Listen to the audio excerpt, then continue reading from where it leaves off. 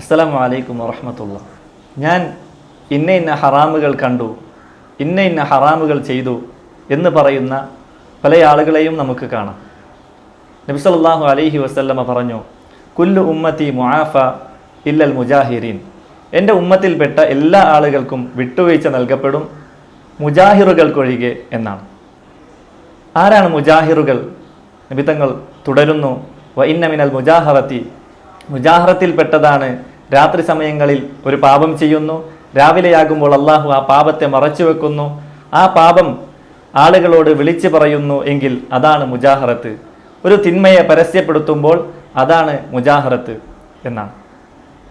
മാത്രവുമല്ല, പരസ്യപ്പെടുത്തുന്നത് ഒന്നുകിൽ ചെയ്ത തിന്മ പറയലാകാം, അതല്ല എങ്കിൽ പരസ്യമായി തിന്മ ചെയ്യുകയും ആകാം.